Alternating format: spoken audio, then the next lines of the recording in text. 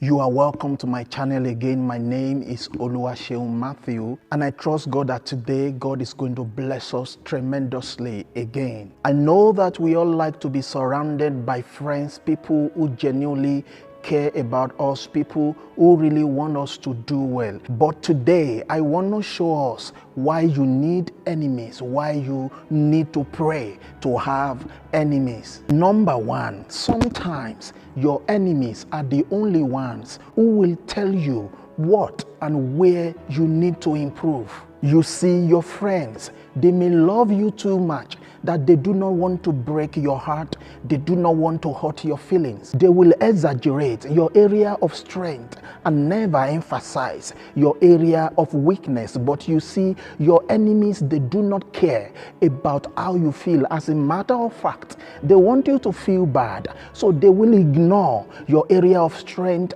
and they will only talk about your area of weakness. But do you know that if you permit wisdom, you can use the criticism of your enemies as a ladder to climb higher and become better? Because what your enemies want is that when they talk about your weakness, when they criticize you, they want you to feel down. They want you to break down. But how about you use their criticism as an inspiration to provoke you to even become better in that area? You see, sometimes when people love you and cover your weaknesses, they are loving you to your detriment. For many years, Anna had no child, and trust me, it was a difficult situation.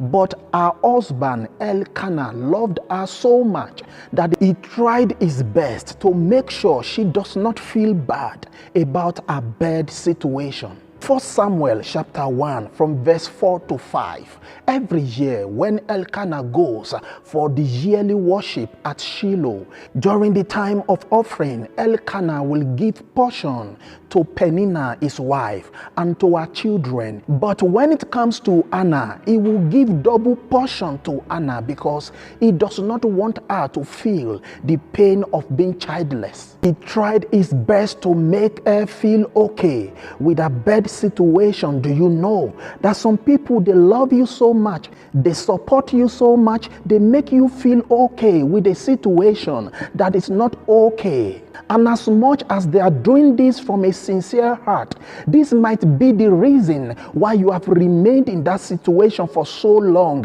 because you are no more feeling a need to urgently change that situation. For Anna to go to the next level of fruitfulness, she does not need a friend who is going to tell her it's okay when it is not okay. She needed an enemy. She needed a rival that will provoke her to do something about it. Sometimes people love you to your own detriment.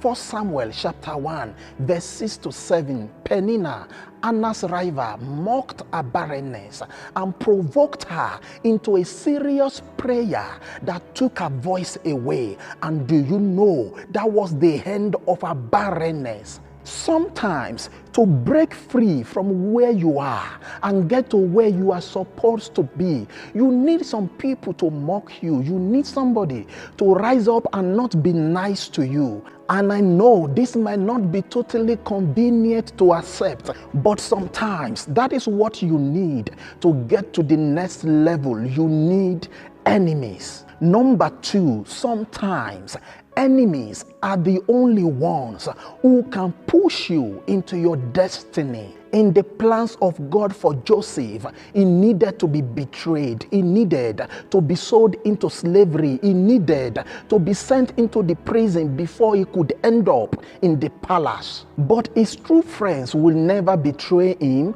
His true friends will never sell him for money. His true friends will never send him innocently into the prison. So how is Joseph going to achieve his purpose of getting into the palace if there were no enemies? So he needed enemies to rise. Sometimes enemies and necessities on your pathway to destiny. If nobody hated Daniel enough to push him into the lion's den, the great testimony that broke forth and brought the whole land on their knees before the God of Daniel would never have happened. There are major testimonies that you will not experience if you do not have oppositions. You need people that will hate you enough to push you into the challenges that will make you a champion. And I pray for you that God will give you the wisdom and the grace to turn every challenge that enemies throw your way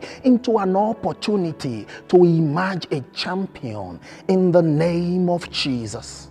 I hope this video has blessed you. I will see you on the next one. Shalom.